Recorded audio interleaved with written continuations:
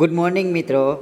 આજે ફરીવાર આપણે કોમ્યુનિટી હેલ્થ નર્સિંગને એક સબ્જેક્ટ લઈને આપણે નર્સિંગ ઇઝી ટુ પાસ ચેનલમાં પાછા તમારે એકવાર સ્વાગત છે. આજે આપણે જોશું કોમ્યુનિટી હેલ્થ નર્સિંગની અંદર જે ફર્સ્ટ ઇન્ટ્રોડક્શનનું જે ચેપ્ટર છે, community health nursing first unit છે, જેમાં અમુક ઓબ્જેક્ટિવ ટાઈપના ક્વેશ્ચન હોય છે, જેમ કે ડેફિનેશન છે અને એક માર્ક્સવાળા જે ક્વેશ્ચન છે એનું લિસ્ટ જે આગળના એક્ઝામમાં પૂછાયેલા, આગળના જીએનસીના એક્ઝામમાં પૂછાયેલા ક્વેશ્ચનનું લિસ્ટ બનાવેલું છે. તો આપણે એક પછી એક જોઈએ કે ઓબ્જેક્ટિવવાળા ક્વેશ્ચન કયા કયા પૂછાય છે. Unit 1 introduction of community health nursing, એમાં લિસ્ટ આઉટ કરેલા છે અમુક ક્વેશ્ચન, જેમાં છે ડિફાઇન ધ કોમ્યુનિટી 2018માં 2 માર્ક્સમાં પૂછાયેલું છે, ડિફાઇન કોમ્યુનિટી હેલ્થ 2019માં 2 માર્ક્સમાં પૂછાયેલું છે, ડિફાઇન કોમ્યુનિટી હેલ્થ નર્સિંગ 2018માં 2 માર્ક્સમાં પૂછાયેલું છે, ડિફાઇન ડિસીઝ 2018માં 2 માર્ક્સમાં અને ડિફાઇન પ્રાઇમરી હેલ્થ કેર 2019માં 3 માર્ક્સમાં પૂછાયેલું છે. એક પછી એક ડેફિનેશન આપણે જોઈએ સિમ્પલ વર્ડમાં. તો define community is group of people living together in particular geographical area. એક સિમ્પલ વર્ડમાં આપણે જો કોમ્યુનિટીની જો ડેફિનેશન આપવી હોય તો એવું કહી શકાય કે એક ગ્રુપ છે લોકોનું જે એકબીજા સાથે એક પર્ટિક્યુલર જિયોગ્રાફિકલ એરિયામાં રહેતું હોય તો તેને આપણે કોમ્યુનિટી કહેવાય. એક ગ્રુપ હોવું જોઈએ અને એક પર્ટિક્યુલર જિયોગ્રાફિકલ એરિયામાં રહેતું હોવું જોઈએ, તો એ ગ્રુપને આપણે કોમ્યુનિટી કહેશું. હવે વર્લ્ડ હેલ્થ ઓર્ગેનાઇઝેશને એની ડેફિનેશન કંઈક અલગ આપેલી છે. તેમાં social group determined by geographical boundaries and common value and interest. It member know and interact with each other. It functions within a particular social structure and exhibit and create a certain norms, value and social institute. હવે world health ઓર્ગેનાઇઝેશને જે definition આપેલી છે એ પ્રમાણે social group એક determine કરે છે, એટલે કે જે સોશિયલ ગ્રુપ છે એ નિર્ધારિત કોના વડે થયેલું છે, એક પર્ટિક્યુલર જિયોગ્રાફિકલ એક બાઉન્ડ્રી છે, બરાબર. એક સોશિયલ ગ્રુપ છે જે જિયોગ્રાફિકલ બાઉન્ડ્રી અને કોમન વેલ્યુ અને ઇન્ટરેસ્ટથી શું થયેલું છે, નિર્ધારિત થયેલું છે. અને જે સોશિયલ ગ્રુપના જે મેમ્બર છે એ એકબીજાને ઓળખતા હોય, એટલે એકબીજાના નોન હોય અને એકબીજા સાથે ઇન્ટરેક્શન કરતા હોય within each other. It function within the particular social structure.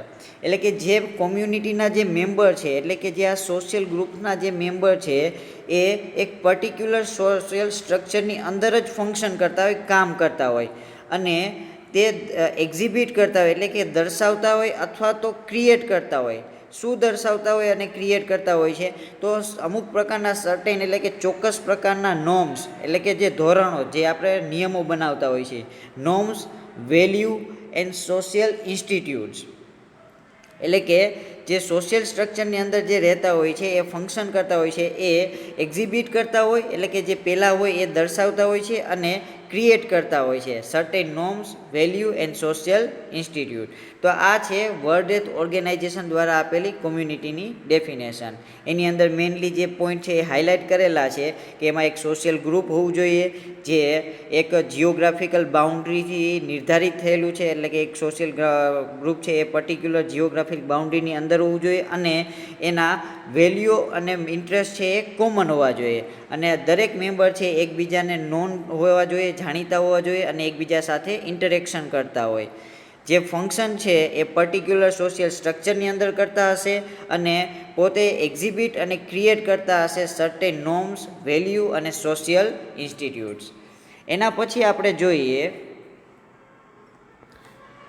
Definition of community health.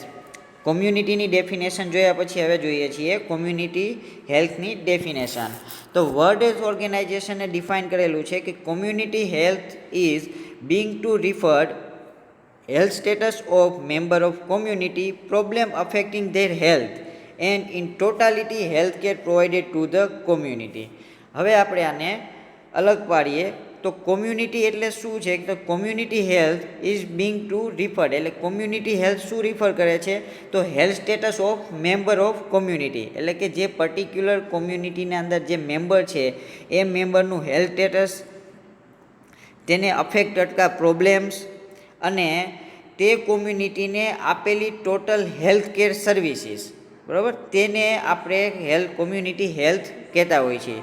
એક તો કોમ્યુનિટી હેલ્થ એટલે કે health status of the member of community, એટલે કે મેમ્બર કોમ્યુનિટીની અંદર રહેલા મેમ્બર્સનું હેલ્થ સ્ટેટસ, એને અફેક્ટ કરતા પ્રોબ્લેમ્સ અને ટોટલ હેલ્થ કેર સર્વિસીસ જે પ્રોવાઈડ કરવામાં આવી છે તે કોમ્યુનિટીને. આ ત્રણેય વસ્તુનો ટોટલ થાય એટલે આપણે એને કોમ્યુનિટીનું હેલ્થ કહી શકાય, કોમ્યુનિટી હેલ્થ કહી શકાય.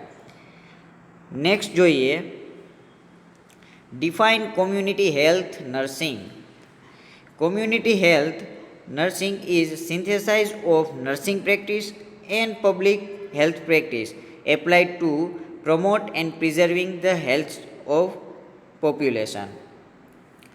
કોમ્યુનિટી હેલ્થ નર્સિંગ છે એ શું છે? તો કોમ્યુનિટી હેલ્થ નર્સિંગ છે એ નર્સિંગ પ્રેક્ટિસ અને પબ્લિક હેલ્થ પ્રેક્ટિસમાંથી સમન્વય કરેલો છે, તેમાંથી એનું સિન્થેસિસ કરેલું છે, નર્સિંગ પ્રેક્ટિસ અને પબ્લિક હેલ્થ પ્રેક્ટિસ. અને જે નર્સિંગ પ્રેક્ટિસ અને પબ્લિક હેલ્થ પ્રેક્ટિસની સમન્વય કરીને જે નોલેજ અને સ્કિલ છે જે ડેવલપ થાય છે એને એપ્લાય કરી છે. કેના માટે? તો પ્રમોટ કરવા માટે અને પ્રિઝર્વ કરવા માટે હેલ્થ ઓફ પોપ્યુલેશનની હેલ્થને પ્રિઝર્વ કરવા માટે અને એની હેલ્થને પ્રમોટ કરવા માટે એ એપ્લાય કરવામાં આવે છે.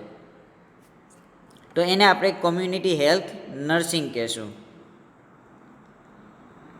આગળ જોઈએ, ડિફાઇન ડિસીઝ.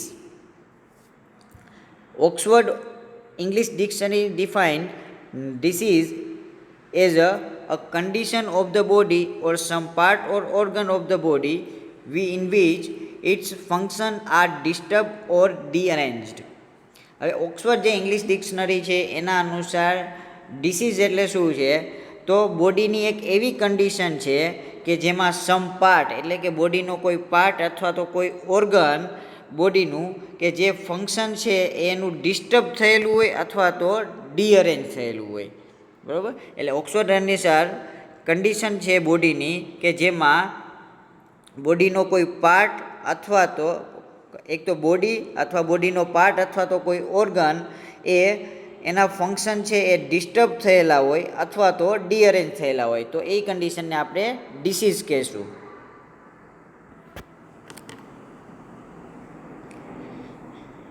એના પછી આવે છે define primary health care.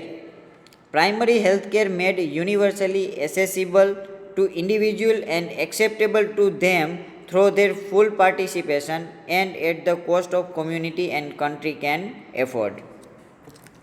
Primary health care છે એ યુનિવર્સલી એસેસિબલ હોવી જોઈએ, એટલે કે બધે જ છે એ ઉપલબ્ધ થવી હોવી જોઈએ.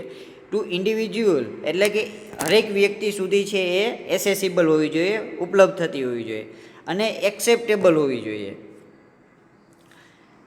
એક તો એસેસિબલ એટલે કે હરેક વ્યક્તિ સુધી ઉપલબ્ધ હોવી જોઈએ અને હરેક વ્યક્તિ એને એક્સેપ્ટ કરી શકે, એક્સેપ્ટેબલ હોવી જોઈએ. Two them throw the full participation, એને એક્સેપ્ટ કરે પણ ફૂલ પાર્ટિસિપેશનથી, એટલે કે લોકોનું તેમાં ફૂલ્લી પાર્ટિસિપેશન હોવું જોઈએ. And at the cost of community and country can afford. હવે જે કોઈ આપણે પ્રાઇમરી હેલ્થ કેર સર્વિસીસ જે પ્રોવાઈડ કરીએ છીએ એની કોસ્ટ છે એ કોમ્યુનિટી અને કન્ટ્રી એફોર્ડ કરી શકે એવી પ્રકારની હોવી જોઈએ. ફરીથી આપણે જોઈએ કે પ્રાઇમરી હેલ્થ કેર છે એ યુનિવર્સલી એસેસિબલ હોવું જોઈએ અને એક્સેપ્ટેબલ હોવું જોઈએ. એક્સેપ્ટેબલ કઈ રીતે હોવું જોઈએ? કે એનું ફૂલ્લી પાર્ટિસિપેશન હોવું જોઈએ, કોમ્યુનિટીનું ફૂલ્લી પાર્ટિસિપેશન હોવું જોઈએ.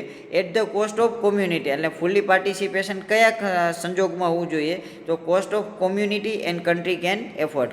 જે કોમ્યુનિટી છે અને કન્ટ્રી છે એ પ્રાઇમરી હેલ્થ કેર સર્વિસની કોસ્ટ છે એ એફોર્ડ કરી શકવા હોવા જોઈએ.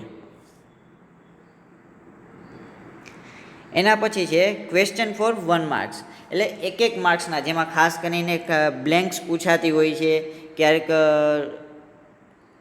ઓબ્જેક્ટિવ ટાઈપના વિકલ્પિક ક્વેશ્ચન પૂછાતા હોય છે, MCQ ટાઈપ્સના ક્વેશ્ચન પૂછાતા હોય છે અથવા તો જોડકા જોડવાના પૂછાતા હોય છે. તો આ પ્રકારના 1 માર્કના ક્વેશ્ચન છે GNCની બોર્ડમાં છે એ GNCમાં ફાઇનલ એક્ઝામમાં પૂછાતા હોય છે. તો તેમાં 1 PHC in plane area cover 30,000 population. હવે PHC છે, CHC છે અને સબ સેન્ટર છે. આ ત્રણેય સેન્ટર છે ટોટલ પોપ્યુલેશન કેટલું કવર કરે છે એમાંથી જનરલી ક્વેશ્ચન નીકળતા હોય છે. તો એમાં આપણે જોઈએ કે PHC છે એ પ્લેન એરિયામાં હશે તો 30,000 પોપ્યુલેશન કવર કરતી હશે, અને જો હિલી અથવા તો ટ્રાઇબલ એરિયા હશે તો એ જગ્યાએ 20,000 પોપ્યુલેશન એક PHC કવર કરતું હશે.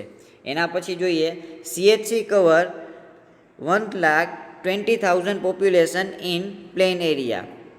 એક CHC છે એ પ્લેન એરિયાની અંદર 1,20,000 પોપ્યુલેશન કવર કરતું હશે, પણ હિલી એરિયા અથવા તો ટ્રાઇબલ એરિયામાં 80,000 પોપ્યુલેશન કવર કરતું હશે.